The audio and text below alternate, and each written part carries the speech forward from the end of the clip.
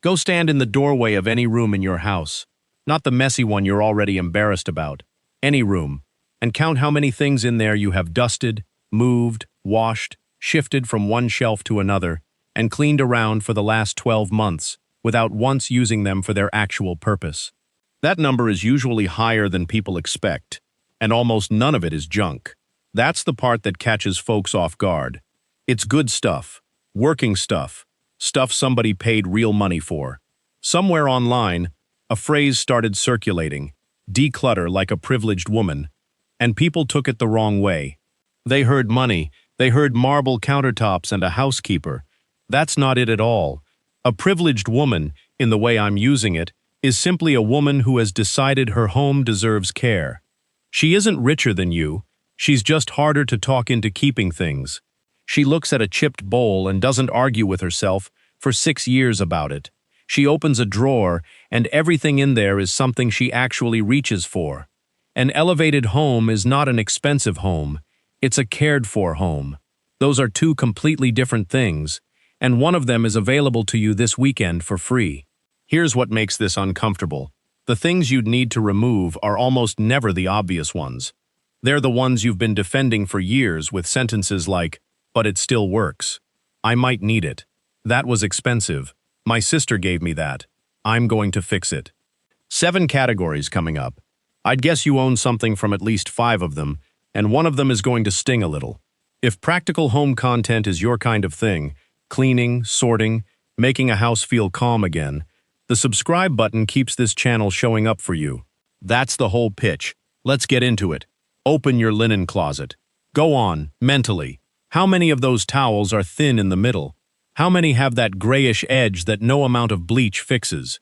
How many bath mats have gone stiff and curled at the corners? Every one of them works. Water still gets absorbed, nobody's suffering, and that is exactly why they've survived in your house for 11 years. I kept a set of towels far longer than I should have because they were, in my words, fine for guests. Think about that sentence for a second. Fine for guests. I was handing people the worst textiles I owned and calling it hospitality. The day I finally pulled them out and put my 2 good sets on the shelf, that closet looked like it belonged to someone with their life together. Nothing new was purchased. I removed things. This applies well beyond towels. Fitted sheets that lost their elastic and slide off the mattress corner at 3 in the morning. Kitchen towels with permanent grease shadows. Plastic containers gone cloudy and warped from the dishwasher. The ones where the lid seals on one side and lifts on the other. Pillows that have flattened into pancakes. Baskets with a broken weave that snags your clothes. Here's the honest distinction, because I don't want anybody throwing out perfectly good property on my say-so. Being wasteful means discarding something with real life left in it. What we're talking about is different. It's recognizing when an item has already finished its job and is now just taking up shelf space while making your home feel neglected. A towel that no longer dries you well has retired. You're the only one who hasn't accepted the resignation. The attachment is real, by the way. We get used to things. Your hands know where that container is. But comfort with an object and need for an object are not the same thing, and years of daily use can disguise one as the other. Your move. Pull every towel out of the closet, all of them, on the bed. Sort into 2 piles, ones you'd hand a guest without apologizing, and everything else. The second pile becomes cleaning rags, a donation to an animal shelter, or the trash if it's truly finished. Keep 2 sets per person and 1 spare. That's it. The towels were the easy category. This next one lives in your kitchen, and it's much sneakier, because nothing in it is damaged at all. Nobody wakes up and decides to purchase 14 mugs. That's the thing about excess. It never arrives in one delivery. 1 came from a work retirement party. 2 were gifts. 1 was a souvenir. 4 came in a set.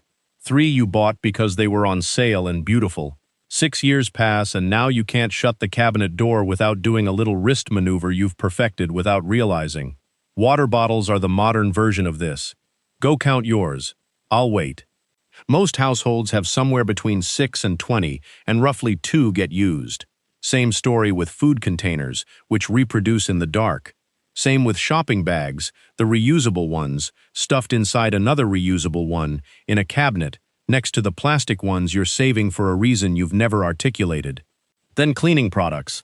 Half a bottle of this, a third of that, two of the same spray because you couldn't remember whether you had it. Blankets. Vases from every flower delivery of the last decade. Serving dishes for a dinner party that happens once a year. Here's the idea I want to hand you, and it changed how I think about my kitchen entirely. You don't have to organize excess forever. At some point, you have to reduce it. We've been sold a lot of storage solutions. Drawer dividers, stacking racks, lazy Susans, tiered organizers. Some of that helps.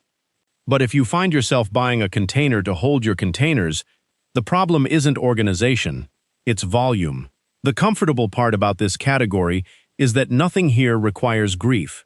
You're not letting go of a memory. You're choosing between 6 identical things and keeping the best 3. Your move. Pick one category, not one cabinet. Every mug in the house on the counter at once. Seeing them lined up together is what does it. The number is always shocking when they're side by side. Choose your favorites, the ones you actually reach for on a normal morning. Keep those, plus a couple for company. The rest go to donation, and someone else gets a nice mug. Do the same next week with water bottles. Then containers. One category per week, and by Christmas your kitchen breathes. That's the practical one out of the way. This one gets personal, and it's usually where people go quiet. Somewhere in your home is a bin of craft supplies, or a bread machine, or a set of watercolors, or yarn in 6 colors, or a beautiful leather journal still on its first page, or a sewing machine under a dust cover, or exercise equipment that has become a very expensive place to hang a robe. None of that was bought carelessly. Every single item was purchased by a version of you who had a lovely idea about how life was going to go. You imagined the Saturday mornings, coffee, sunlight through the window, the crafting table covered in supplies. It was a real vision, and it was a good one. You bought the supplies for that woman. Then life did what life does. Grandkids arrived. A parent got sick. A job got harder. Your knees changed their opinion about kneeling on the floor to cut fabric. And the supplies sat there. The thing nobody says out loud is that keeping those supplies feels like keeping the possibility. Letting them go feels like admitting the version of yourself who would use them isn't arriving. But she isn't being canceled. She's just not being stored in your guest room closet anymore. You are not obligated to become the person you imagined simply because you already bought her equipment. That purchase is finished. It happened years ago. Holding on to the physical objects does not undo the spending, and it does not create the time. Now, a serious caveat, because I don't want anybody weeping over a craft bin they love. If you actively use it, keep it. If you quilt 4 times a year and it brings you joy, that fabric stays. This isn't about becoming a minimalist, and it isn't about giving up hobbies. Plenty of people keep supplies for something they do twice a year, and that's completely legitimate. The question is honesty, not deprivation. Do you use this, or do you just like the idea of using this? Your move. Choose one hobby stash and give it a container limit. 1 bin for crafts. 1 shelf for baking equipment. Whatever fits, stays. Whatever doesn't fit gets donated to a school, a senior center, a church group, or a library. Places that will genuinely use it within the month. And you'll find something surprising. The smaller stash gets used more, because you can actually see what you have.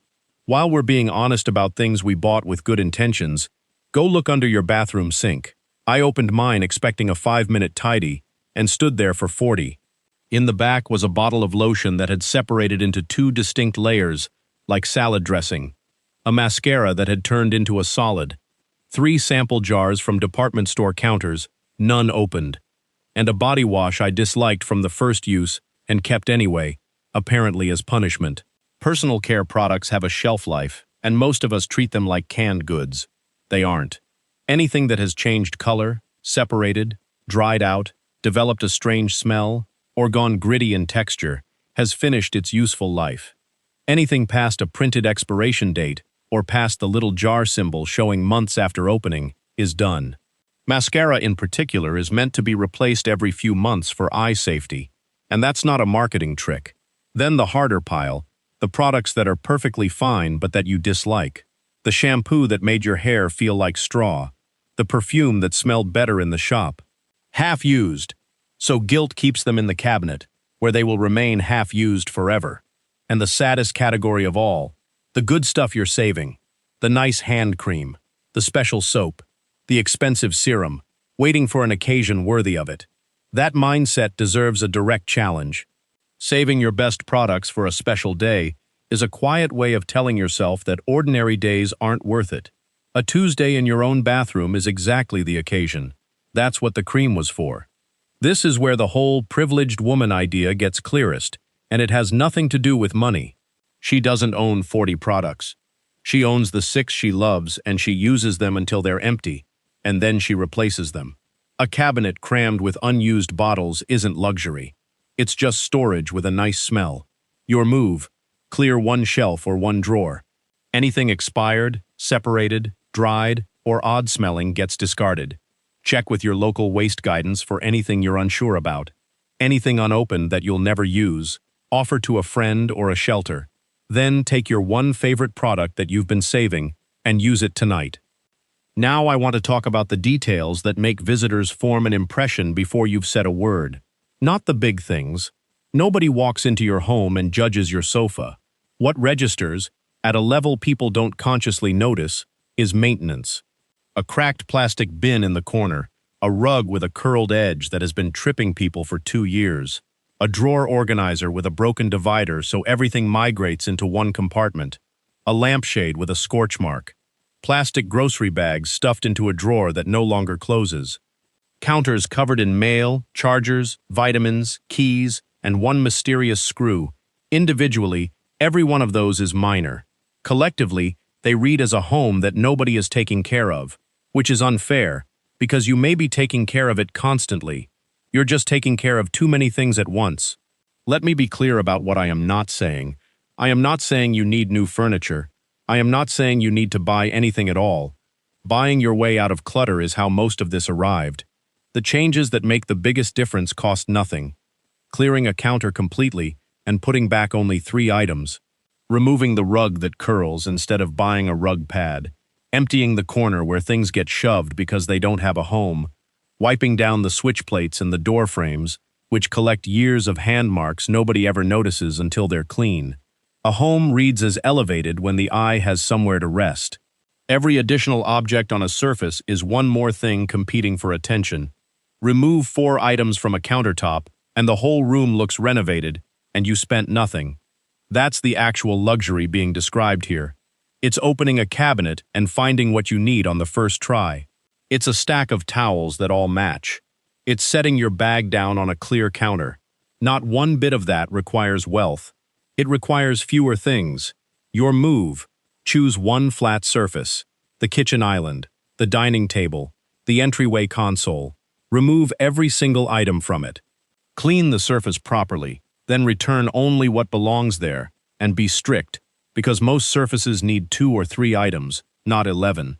Live with it for a week before deciding anything is missing. Every home has one. Mine lived in a laundry basket for the better part of a year.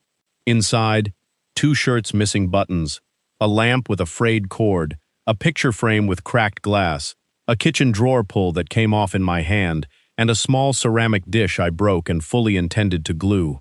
I walked past that basket nearly every day. I moved it to sweep. I moved it to reach the shelf behind it. And here's what actually happened over that year. The shirts went out of style, the lamp got replaced, and I bought a new drawer pull because I couldn't find the original. The intention was sincere. That's what makes this pile so persistent. You're not lazy. You genuinely meant to handle it. But intention that never converts into a scheduled action just becomes long-term storage, with extra guilt attached. So here's a rule that works, and it's simple enough to apply this evening. If an item is worth repairing, give it a date.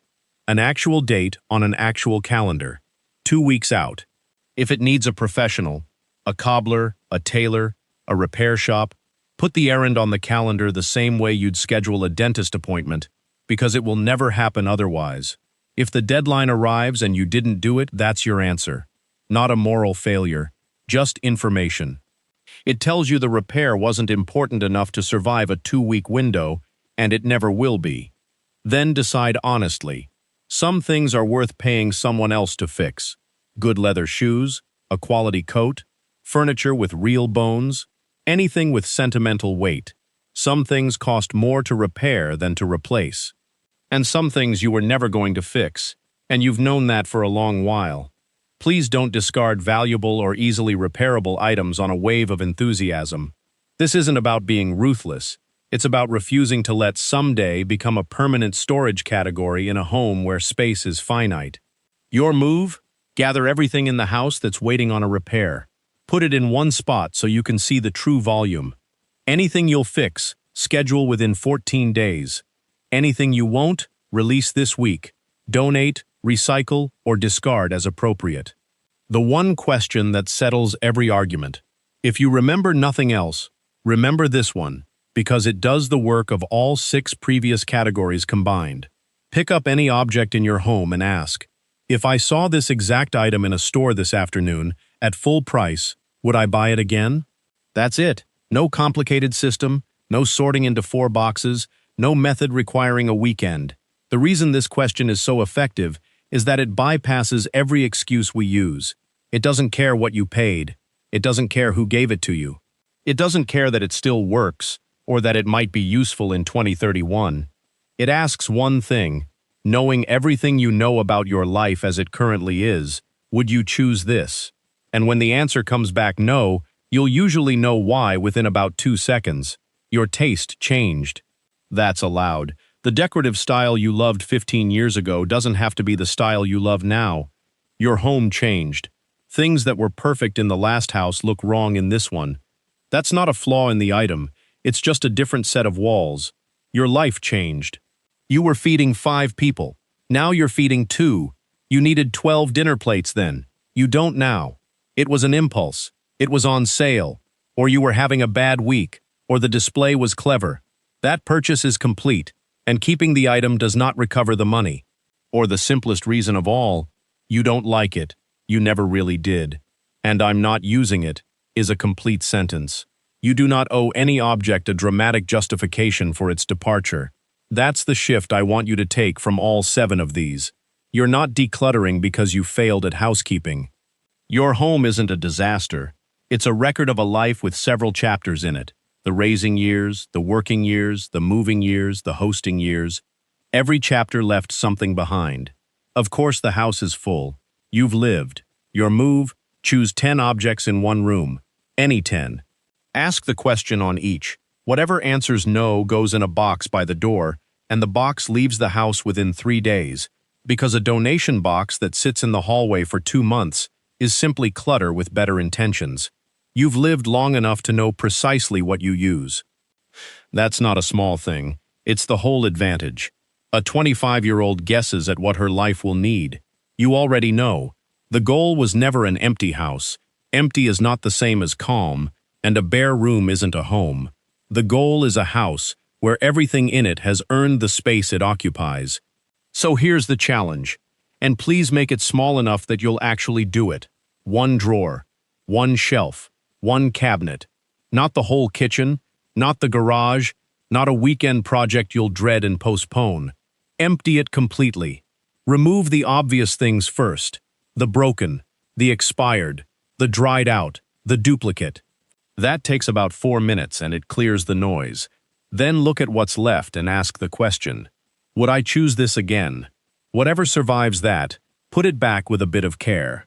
And go look at your work, because a single well-sorted drawer has a way of making you want the next one. Your home doesn't need more things to look elevated. It needs fewer things competing for your attention. If any of this loosens something for you, a like helps this reach other people sorting through their own linen closets, and subscribing keeps more cleaning and organizing content coming your way. And I'm curious which of the 7 you're tackling first: the towels, the mugs, the craft bin, the bathroom cabinet, the counters, the repair pile, or the big question. Drop it below if you feel like it. Now go pick your drawer.